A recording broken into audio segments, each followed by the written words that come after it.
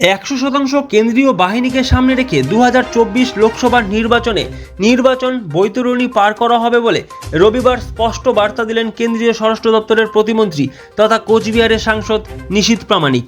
শুধু তাই নয়, লোকসভা নির্বাচনের ক্ষেত্রে ভ্যাটাগুড়ি পাখির চোখ তৃণমূল কংগ্রেসের।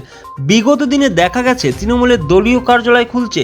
নিশীথ প্রামাণিক মন্তব্য করতে গিয়ে তিনি বলেন, ভ্যাটাগুড়িতে যদি তৃণমূল কংগ্রেস সাংগঠনিকভাবে লোক খুঁজে না পান তাহলে আমায় বলবেন, আমি কিছু লোক দিয়ে দেব এবং দলীয় কার্যালয়ে বসার জন্য কিছু লোক দিয়ে দেব, কোনো অসুবিধা হবে না। 2024 লোকসভা নির্বাচনকে সামনে রেখে রবিবার কোচবিহার বিজেপি দলীয় কার্যালয়ে এক বিশেষ বৈঠক আয়োজিত হয় কোচবিহার সাংসদ এবং বিধায়কদের নিয়ে কোচবিহার জেলা বিজেপি কার্যালয়ে। এই বৈঠক শেষে সাংবাদিকদের মুখোমুখি হয়ে এমনটাই জানান নিশীথ প্রামাণিক।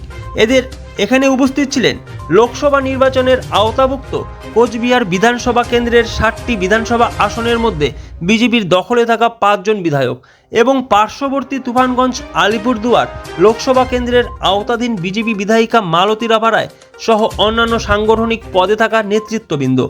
আগামী দিনে সংগঠন কিভাবে কাজ করবে এবং লোকসভা নির্বাচনে মানুষের কাছে কিভাবে পৌঁছবে, এই নিয়ে আলোচনা হয় এদিন। এছাড়াও 2024 লোকসভা নির্বাচনকে সামনে রেখে কী ধরনের প্রস্তুতি এবং মিটিং মিছিলে অংশগ্রহণ করবে বিজেপি, সে বিষয়ে আলোচনা হয়েছে বলে জানান মন্ত্রী নিশীথ প্রামাণিক। পরিষ্কার বলেন, তৃণমূল কংগ্রেসের ধমক চমকের রাজনীতিতে কোনো অবস্থাতেই চিন্তিত নয় ভারতীয় জনতা পার্টির কোনো নেতা মন্ত্রী থেকে শুরু করে কার্যকর্তারা।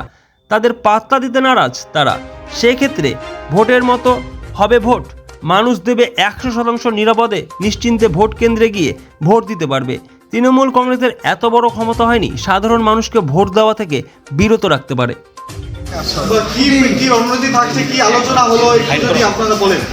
দেখুন, প্রথমত বলবো, এটা আমাদের লোকসভা নির্বাচনের একেবারে প্রাককালে এটা একটা আমাদের সাংগঠনিক বৈঠক এবং এখানে অফিসিয়াল যে লোকসভার যে টিম, যারা ওয়ার্কিং টিম হবে সেটা ঘোষণা হলো এবং পাশাপাশি বিভিন্ন দায়িত্ব, সেই দায়িত্বগুলো অর্পণ করা হলো বিভিন্ন পদাধিকারীদের। সেটা অবশ্যই অবিলম্বে ঘোষণা করা হবে এবং কনভেনার এখানে যাদের দায়িত্ব দেওয়া হলো আজকে, তারা নিজেদের দায়িত্ব বুঝে নিলেন এবং আগামীতে এই কমিটির মাধ্যমেই সমগ্র লোকসভা যে কনস্টিটিউয়েন্সি আছে, এখানে কনস্টিটিউয়েন্সিতে বিভিন্ন বিধানসভা এদের মাধ্যমে কাজ হবে। কনভেনার কে হলেন? কনভেনার হয়েছেন অভিজিৎ বাবু এবং কো কনভেনার আমাদের রয়েছেন এখানে দীপা চক্রবর্তী, অভিজিৎ বর্মন এবং দীপা চক্রবর্তী। পরবর্তী কর্মসূচিগুলো কি থাকছে দাদা, মানে কি ধরনের, কিভাবে আগাচ্ছেন? আজকে কর্মসূচির ব্যাপারে কোনো এখানে আলোচনা হয়নি। আজকে শুধুমাত্র কমিটির ফরমেশন হয়েছে। পরবর্তী সময়ে এই কমিটির মাধ্যমেই বিভিন্ন যে কর্মসূচি, যে যোজনাগুলো নেওয়া হবে সেগুলো ইমপ্লিমেন্ট করা হবে। সম্প্রতি কয়েকটি সভা থেকে তৃণমূলের প্রত্যেকটি নেতৃত্বই হুমকির সুরে কথা বলছেন। তারা বলছেন কোথাও গণ্ডগোল হলে বিজেপির সব পার্টি অফিস ভেঙে দেওয়া হবে, কর্মীদের মারধর করা হবে, একজন কর্মী মার খেলে 5 জনকে মারা হবে। এই বিষয়টা কীভাবে দেখছেন? দেখুন, এগুলো ধমক চমক আর হুমকিতে ভারতীয় জনতা পার্টির কর্মী, কার্যকর্তা বা নেতৃত্ব কেউই এগুলোকে পাত্তা দিতে একেবারেই অনিচ্ছুক। কারণ প্রথমত আমাদের যে সাংগঠনিক ভিত এখানে তৈরি হয়েছে, সেই সাংগঠনিক ভিতের কাছে আমি বলবো তৃণমূল কংগ্রেসের এইসব পুরো কথা বা এইসব চোখ রাঙানি একেবারেই একটা সামান্য নগণ্য জিনিস বলে আমরা মনে করছি। আমাদের কার্যকর্তারা দিনরাত পরিশ্রম করে বুথে বুথে সংগঠনকে তৈরি করেছে। প্রত্যেকটি মোর্চা নেতৃত্ব থেকে শুরু করে মোর্চার যারা কার্যকর্তা রয়েছে তারাও কিন্তু আমরা দেখেছি যে খুব কম সময়ের মধ্যেই তারাও নিজেদেরকে শক্তিশালী করে তুলেছে। এবং পাশাপাশি বলতে পারি আপামর কোচবিহারের সাধারণ মানুষ, শিক্ষিত মানুষ, বেকার যুবক থেকে শুরু করে খেটে খাওয়া সাধারণ মানুষ, প্রত্যেকের বিশ্বাস এবং আস্থা ভারতীয় জনতা পার্টির উপরে রয়েছে এবং মাননীয় মোদিজির উপরে রয়েছে এবং এখান থেকেই আমরা শক্তি পাই। নিশ্চিতভাবে বলতে পারি তৃণমূল কংগ্রেস দিনে দিনে তারা পায়ের নিচের জমি তাদের সরে যাচ্ছে, যে কারণেই তারা এরকম অ্যাগ্রেসিভ হয়ে উঠছে।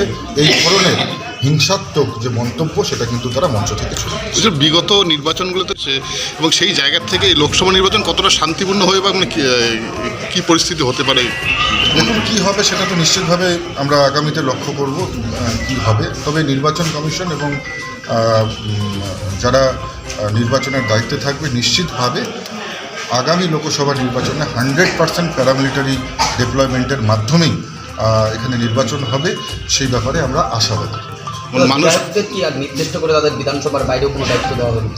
বিধায়কদের শুধু বিধানসভা না, বিধানসভার বাইরেও নিজেদের স্পেশালাইজেশন অনুযায়ী তাদেরকেও স্ট্র্যাটেজিক পার্ট দেওয়া হয়েছে, সেটাও তারা নিশ্চিতভাবে খুব ভালোভাবে পূরণ করবেন বলে আমার বিশ্বাস। আজকে এখানে সমস্ত বিধায়িকাগণ উপস্থিত রয়েছেন। আমরা সবাই মিলে যে টিম তৈরি করেছি, একেবারে বলা যায় যে আগামী নির্বাচনের জন্য সম্পূর্ণভাবে আমরা প্রস্তুত এবং মাঠে নেমে চোখে চোখ রেখে লড়াই করবার জন্য আমাদের পুরো টিম প্রস্তুত। সাধারণ মানুষ ভোট দিতে যেতে পারবে কি মনে করছেন? পঞ্চায়েতেও দেখা গেছিল অনেককে আটকে দেওয়া হয়েছে, ভোট দিতে যেতে পারে। নিশ্চিতভাবে যেতে পারবে। তৃণমূল কংগ্রেসের অত বড় দুঃসাহস হবে না যে সাধারণ মানুষকে গণতান্ত্রিক অধিকার থেকে আটকানোর ক্ষমতা তৃণমূল কংগ্রেসের হবে না। যদি এই